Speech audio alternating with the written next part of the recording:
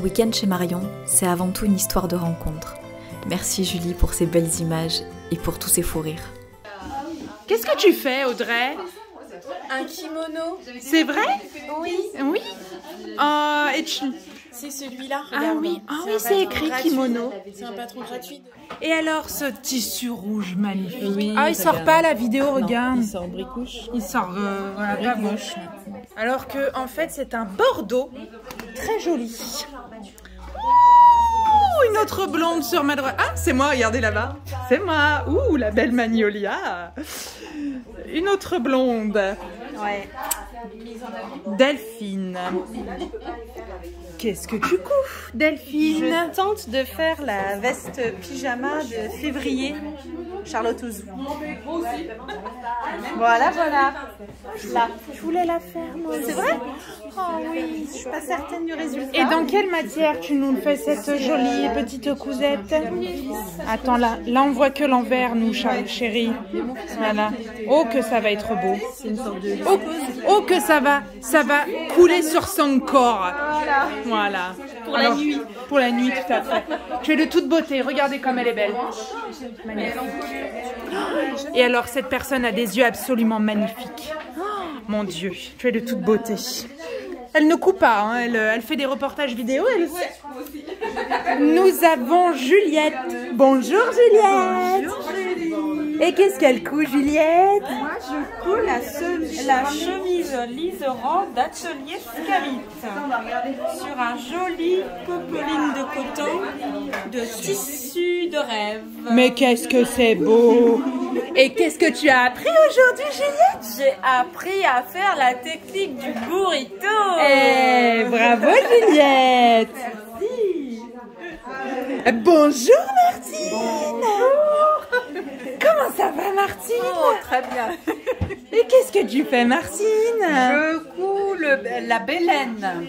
Regardez-moi, c'est beau, ça donne envie de se glisser dedans. Regardez-moi avec ce raccord au niveau des yeux. Mon Dieu, ce sera Cendrillon. Tu seras belle Martine. Et qui on a dans le Queen là-bas? Et qu'est-ce que tu couds toi? Hein? Et qu'est-ce que tu couds toi? Un kimono avec Miley Manatine, j'en peux plus. Alors, tu n'as aucune personnalité, puisque... Eh ben non, c'était une proposition de projet commune. Voilà. Et dans cette c'est une viscose? Ouais, c'est une viscose. Ça ne sort pas. Alors là, on dirait orange. En vrai, c'est un rouge rosé. Voilà. C'est Qui est sublime. d'une douceur. Oh, mais mon Mais Dieu, qui est une tannée à coudre. Mais non, ça glisse tout seul. Oui, ça glisse tout seul, ouais. Eh ben, bonne chance. Merci beaucoup. Et alors, on va aller voir de l'autre côté ce qui se passe. 20h, le repas, c'est ça? Ouais. Audrey rappelle la base, les priorités. 20h30. Bonjour Marion. 20h l'apéro, 20h30 l'apéro. De 20, non. 20h l'apéro. Si vous n'avez pas encore été séduit par la personnalité pétillante de Julie, je vous laisse encore quelques derniers fous rires et son imitation de l'école des fans version couture.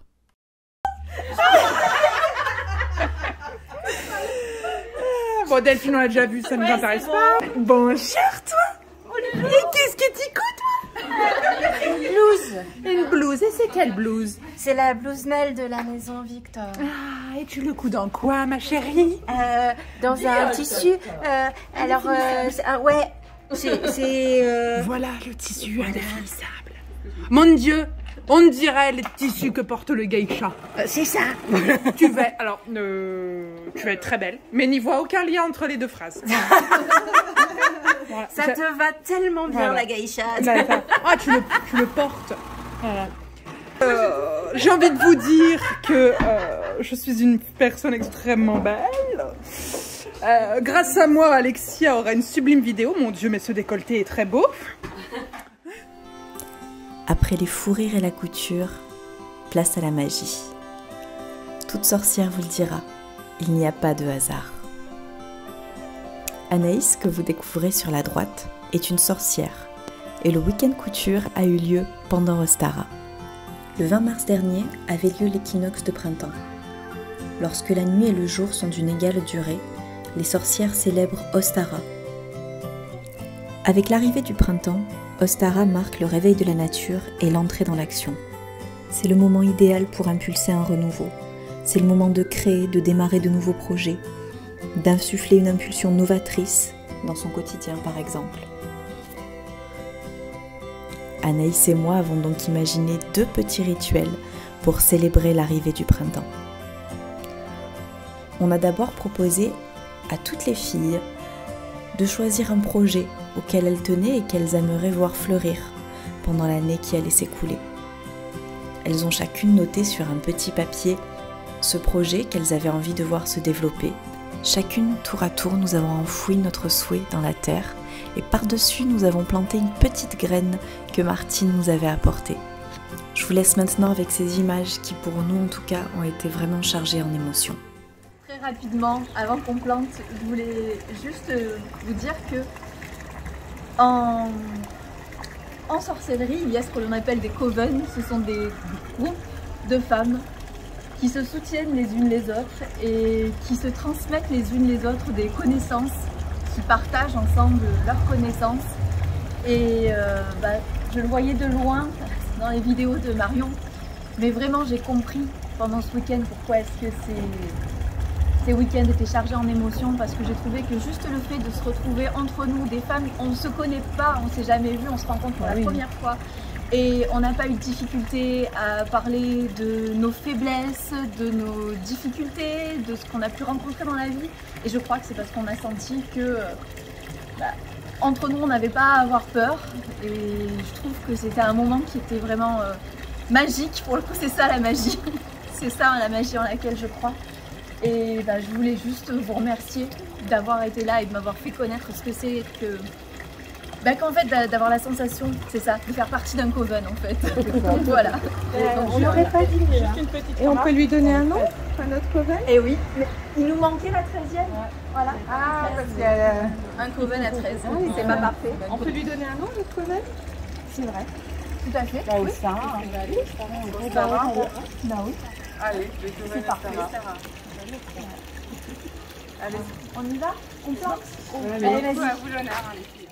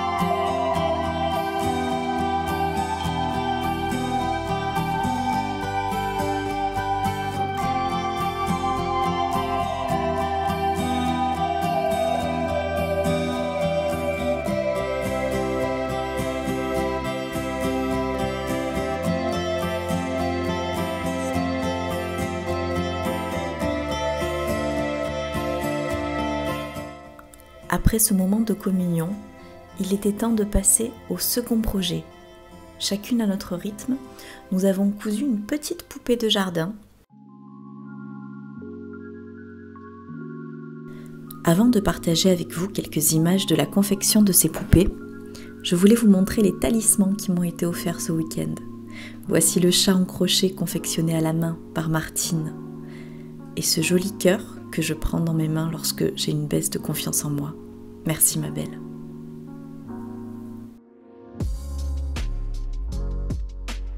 Julie, Audrey et moi avons découpé les silhouettes à l'aide d'un petit patron que j'ai dessiné. J'ai choisi cette cotonnade à cause de la symbolique des couleurs et des imprimés. Le marron pour la terre nourricière, le vert pour le retour du printemps et le blanc pour symboliser le retour de la lumière car après Ostara, les jours sont plus longs que les nuits. Chacune d'entre nous a pu choisir une ou plusieurs petites pierres à mettre à l'intérieur de sa poupée, avec encore une fois une intention ou un projet qu'elle voulait voir se réaliser ou croître pendant l'année.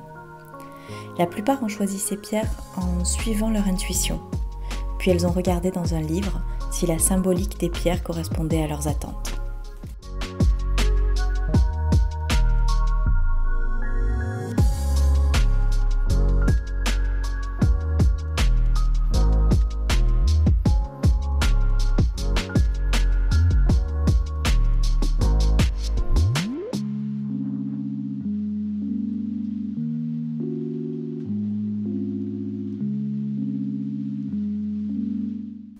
Je pique et je reprise, mes vœux se réalisent.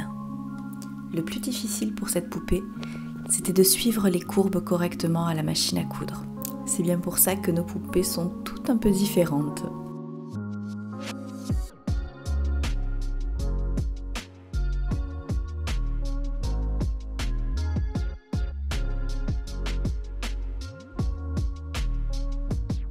Après la couture viennent le rembourrage, les intentions, les points à la main et la personnalisation. Aujourd'hui, nous avons toutes nos petites poupées pour nous rappeler ce moment spécial qui nous a unis.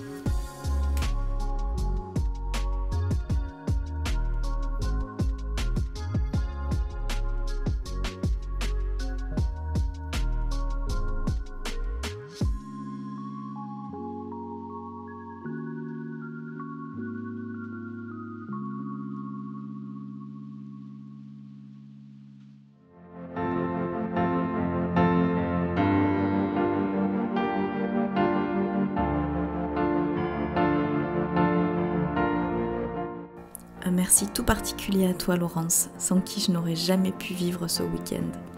Ces heures en voiture sont passées à une vitesse folle et je te remercie pour tous ces moments d'échange qui ont été, je pense, aussi importants pour toi que pour moi.